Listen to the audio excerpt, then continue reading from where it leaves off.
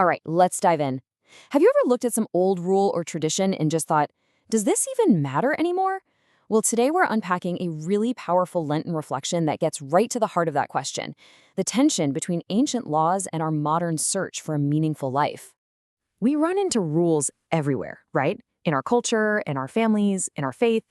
But when a rule is thousands of years old, you gotta ask, is this just a relic from the past, or is there some deeper, lasting wisdom hiding in there for us today? That question, that's really the core of what we're talking about. So to figure this out, we have to go back to the beginning. The reflection points us straight to Moses. The idea here is that God's law wasn't just a list of don'ts to keep people in line.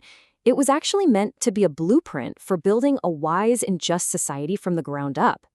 And here's the first big shift in thinking. Moses presented the commandments not as a burden, but as a path to gaining wisdom. It completely reframes the whole concept of what a law is even for.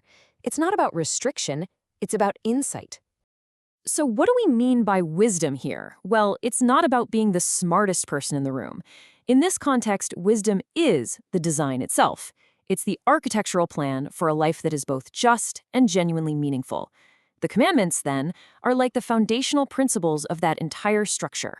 But of course, the story doesn't stop with Moses. The reflection brings in Jesus. And with him comes this one single idea that changes everything. And that idea is fulfillment. This is the obvious question, isn't it? I mean, if the original law was already the blueprint for a wise life, why did we need anything else? It almost sounds like a contradiction. But the answer is wrapped up in that one powerful word. And there it is. The text doesn't say Jesus replaces the law or gets rid of the law. The specific word is fulfills. And let me tell you, understanding the difference between those words is absolutely everything. Just look at the contrast here. To abolish something is to tear it down, to end it. It's destructive. But to fulfill something, that's completely different. It means to complete it, to bring it to its true and ultimate purpose. It's not about destruction, it's about completion. Think of it like this, okay? The law from Moses built the strong foundations and the massive stone pillars for a bridge. They're absolutely essential, but you can't get across a canyon on just pillars. Fulfillment is like placing that final, perfect keystone into the arch. It's what makes the bridge whole, complete, and actually usable. Okay, so the bridge is complete. What happens now? Well, the reflection is really clear that this isn't just something to sit back and admire. This fulfillment brings with it a brand new call to action for anyone who wants to follow this path.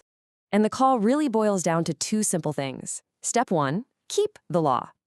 Actually live by these principles. And step 2, teach it. Share this design for a meaningful life with other people.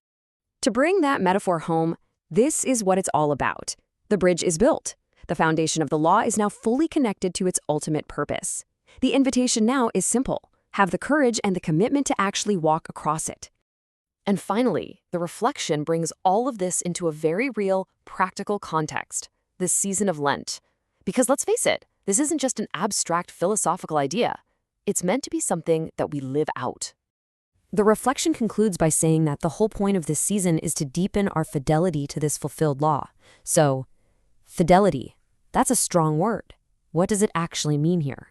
Fidelity is so much more than just belief. It's about faithfulness in action. It's a steadfast loyalty, the kind you'd show to a dear friend or a trusted partner. We're talking about a committed, ongoing journey, not a one-time decision. So, Lent kind of becomes our training ground. It's the season that's intentionally set aside for us to practice, to focus on that journey across the bridge. It's a time to actively work on strengthening our loyalty to this path of a wise and meaningful life. And that leaves us with one last thing to chew on. What if we shifted our whole perspective? Instead of seeing rules as things to either blindly obey or actively break, what if we saw them as foundations waiting to be fulfilled? How might that change the way we approach not just religious laws, but all the goals, structures, and even the rules in our own lives? Something to think about.